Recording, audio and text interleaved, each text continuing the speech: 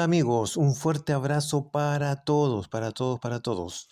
En este video quiero presentar desde mi punto de vista, desde mi perspectiva, al gran amigo Temo Lobos, una gran persona que tuve la bendición de conocer.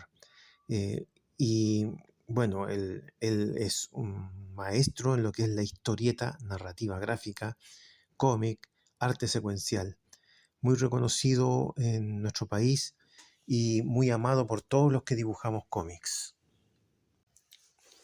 Y fue en este kiosco donde me compraron el primer Mampato. Eso hace mucho tiempo. Y este Mampato tenía esta portada, ¿ya?, que me llamó mucho la atención.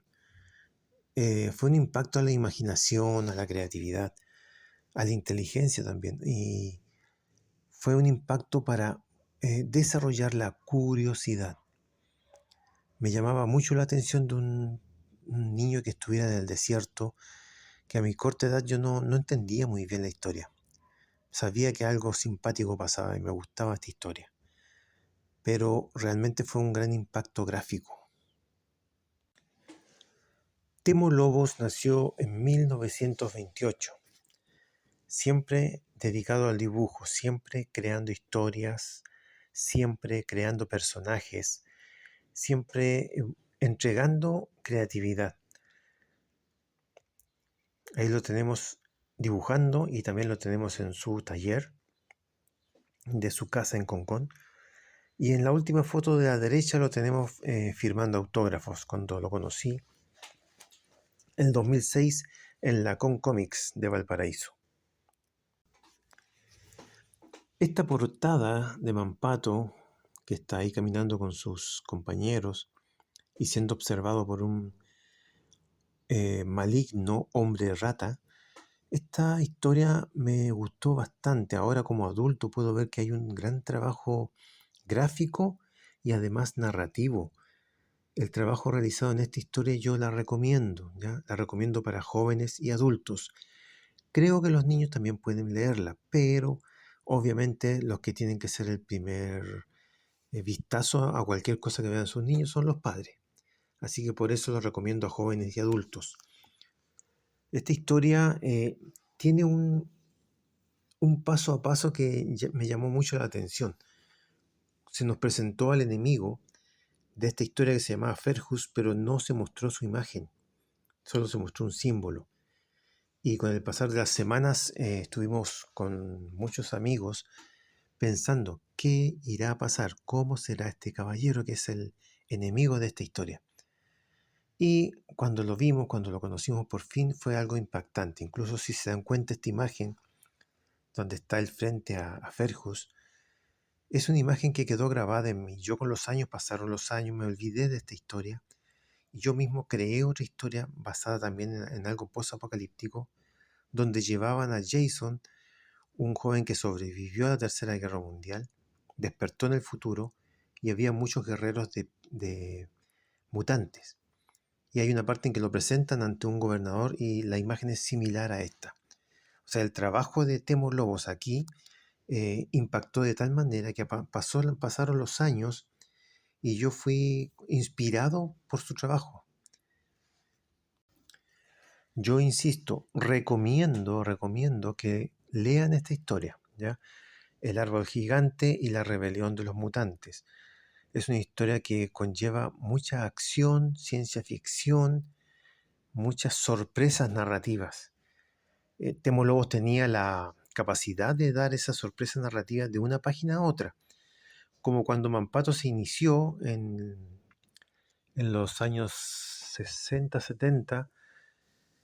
La historia de Mampato se entregaba en la revista en 4 páginas y quedaba en continuará.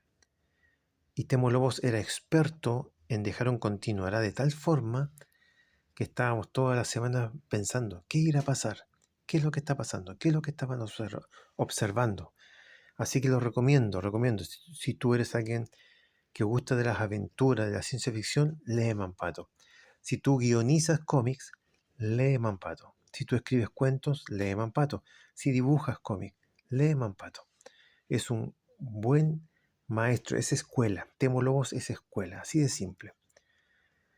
Como les dije, Temo Lobos trabajó en Mampato y presentó a estos personajes que realmente marcó generaciones. Y con el tiempo hizo otras revistas como Ogú, que son revistas que logré en su momento tener en mis manos. Pimpín, que todavía me quedan algunas copias, que creo que hicieron 3 o 4, no recuerdo bien. Pero la pura portada de Pimpín es muy hermosa.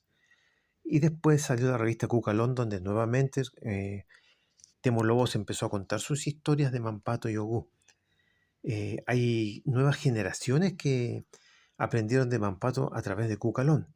Y hay nuevas generaciones que tienen una colección de estos trabajos realizados. Hace poco conversé con un caballero que tiene la colección de Mampato desde el número 1, empastada y todo, está bien cuidado. Eso es un tesoro patrimonial.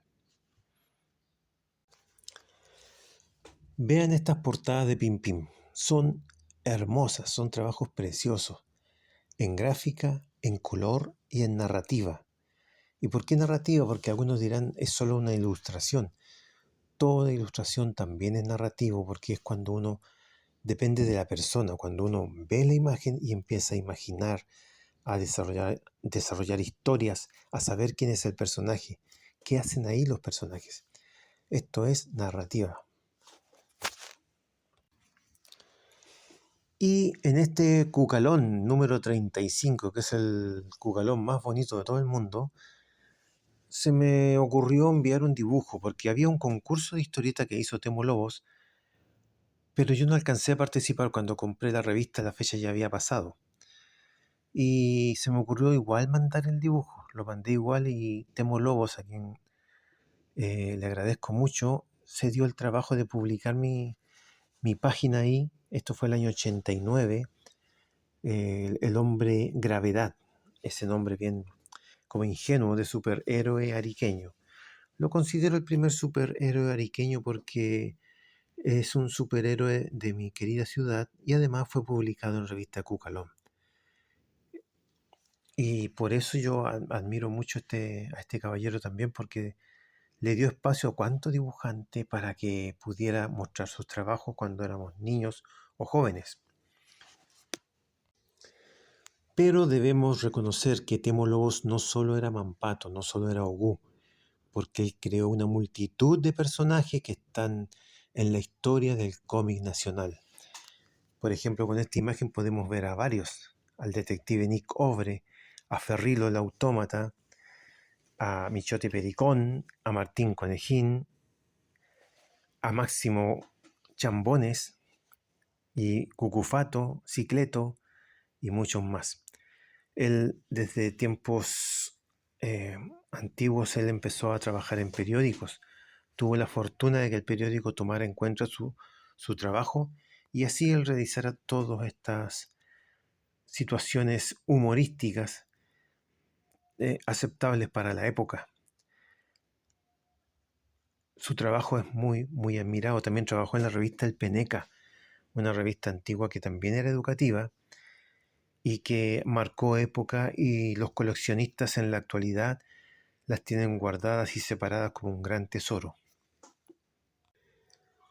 Y también la revista Rocket. Este es un gran acierto de Temo Lobos, una revista dedicada en historietas a la ciencia ficción. Un trabajo espectacular. En esta revista yo me puedo dar cuenta de la capacidad creativa de Temo Lobos, porque él era el director de la revista, creador, gestor, y también era dibujante y guionista. Y trabajaba con muchos dibujantes. Entonces, como era mucho su trabajo realizado, él también se cambió el apodo, aparte de, o sea, no el apodo, el seudónimo, aparte de Temo Lobos, lo firmaba como José Nazario, que era el nombre de su abuelo, si no me equivoco. Y él con esta revista hacía historias cortas de ciencia ficción, con finales sorpresivos. Es un gran aporte a todo lo que es narrativa nacional, narrativa gráfica nacional. De estas revistas también tengo una gran parte en mi colección. Obviamente es un tesoro único. Recomiendo leerla, el que la encuentre, la tenga en sus manos, valórela, cuídela. He participado varias veces en la Concómic de Valparaíso y después en la de San Antonio. Y esta, la del 2006, es la que me trae muy gratos recuerdos, que es cuando conocí a Temo Lobos. Lo conocí, pudimos conversar, le regalé obviamente una de mis revistas y la tiene en sus manos y me saqué una foto con él. Eso para mí es lo máximo. Temo Lobos es una muy buena persona, fue un muy buen amigo. Él a veces estaba delicado de salud, pero los que lo íbamos a visitar, él igual nos recibía, porque él decía, no puedo fallarle a los chiquillos, decía, a los niños, no puedo fallarle. Y él estaba con nosotros, conversaba con nosotros. Fue muy grato conocerlo. Y tuve la oportunidad de estar en su casa, de ir a Concón, estar en su casa. Me recibió, conversamos. Obviamente le llevé regalos, lo más que pude. Me mostró ese libro que tiene ahí, ese libro donde él dibujaban, todos los que lo visitaban le hacían un dibujo, ¿ya? Habían unos dibujos espectaculares de grandes dibujantes, antiguos y contemporáneos. Máximo Carvajal, el fantástico Máximo Carvajal, Percy y obviamente mi humilde aporte. Y tuve la oportunidad de pedirle un dibujo y él dijo, pero por supuesto, amigo, y me hizo un dibujo. Yo ahí estaba como niño chico esperando mi dibujo. Obviamente ver trabajar a un maestro así es fantástico. Su trabajo es monumental.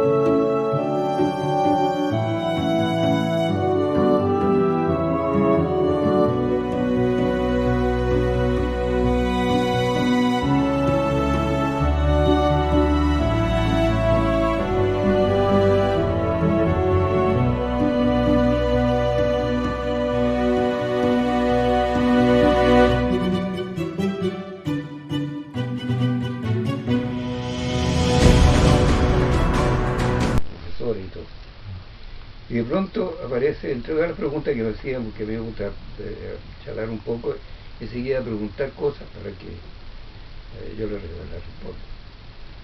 Y apareció en el fondo un señor, señor Lobos. ¿Qué implicancias políticas hay en su historieta El árbol gigante y la rebelión de los mutantes? Porque por ahí incluso yo hacía chistes, decía, los mutantes unidos jamás se convencen. Le contesta el señor al lado. Y yo dije, ya me dio el pelo. Ya dije, aquí vienen allá retomados, tenemos detenidos desaparecidos.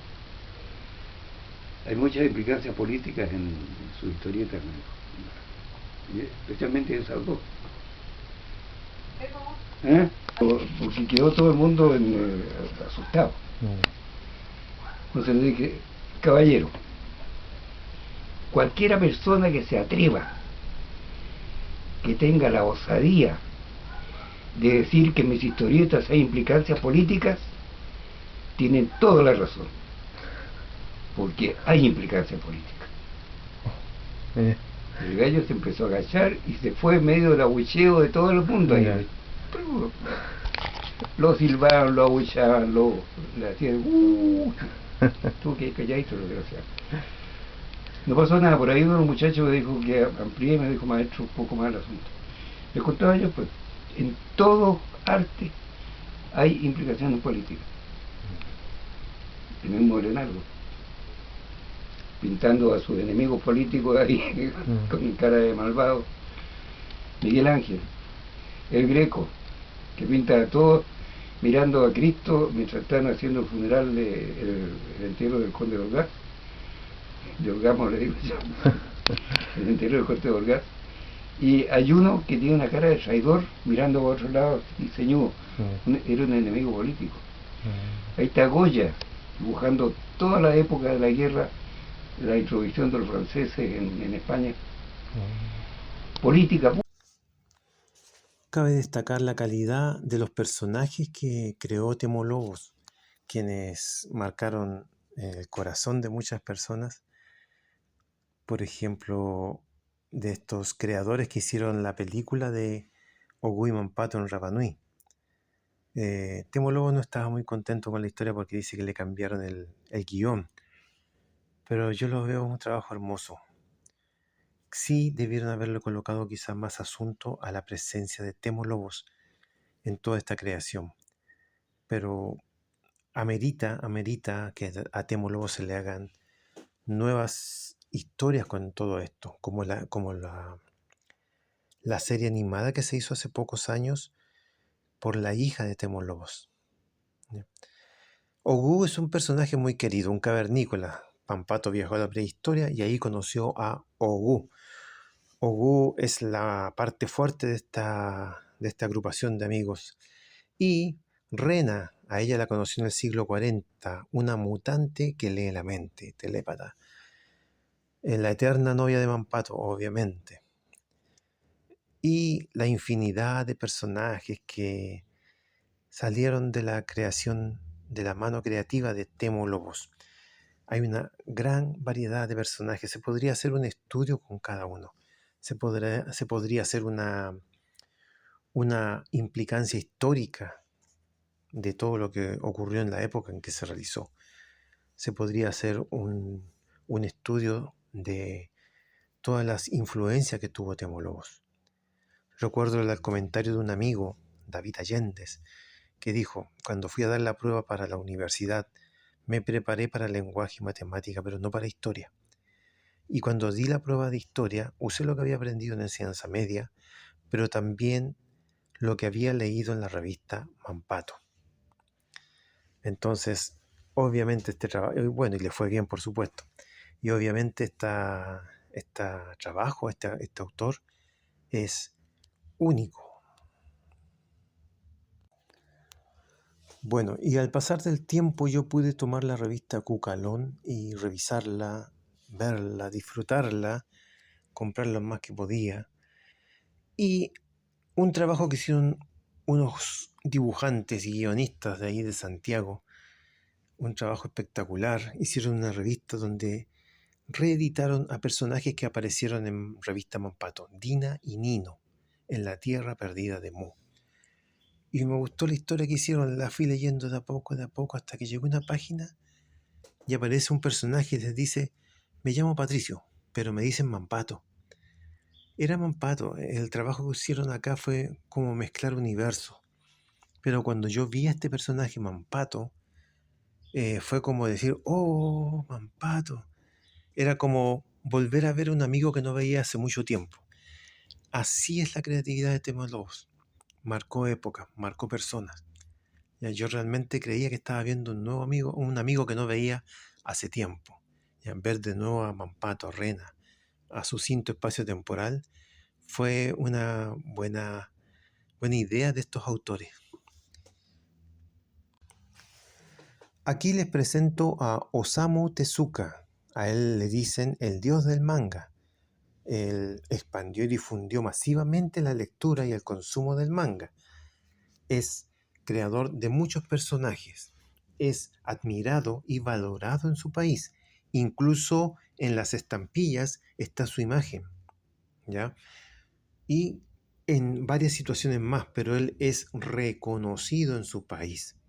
Y yo me pregunto, ¿por qué Temo Lobos no? ¿Por qué los gobiernos se olvidan de gente que ha cultivado generaciones, generaciones y generaciones? Durante su vida, los dibujantes del sur, Valparaíso, Santiago, intentaron que a Temo Lobos se le diera el Premio Nacional de Artes y no se logró.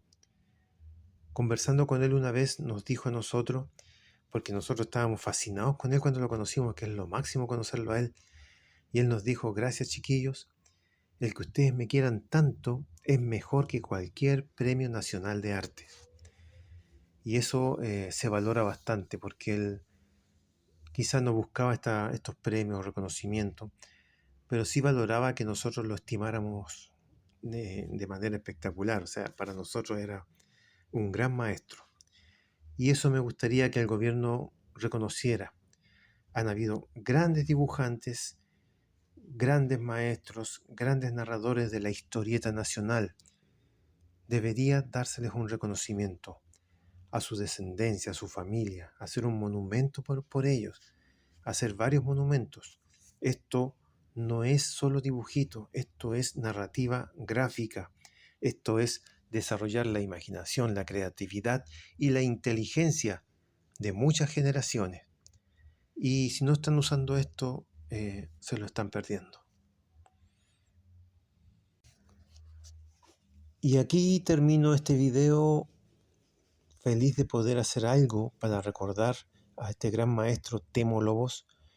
Espero hacer más cosas porque su trabajo amerita una mayor atención. De parte de los dibujantes, él tiene nuestra atención, tiene toda nuestra atención. De parte de mi persona como profesor también.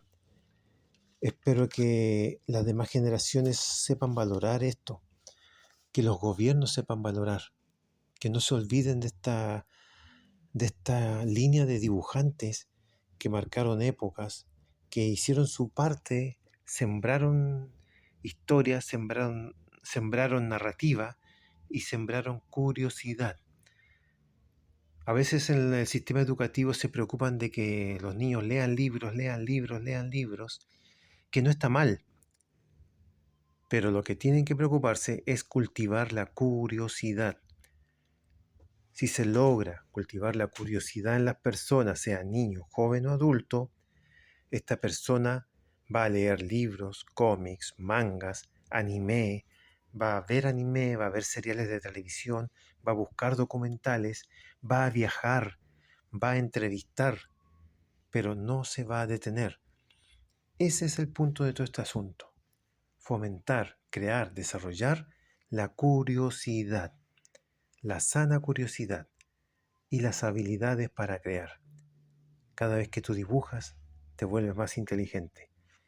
Cada vez que lees una historieta, te vuelves más inteligente. Cada vez que ves a alguien pintar o una pintura en una exposición, te vuelves más inteligente. Cada vez que vas a una feria de libros, de cómics, te vuelves más inteligente. Ese es el punto. Saludos, abrazos para todos.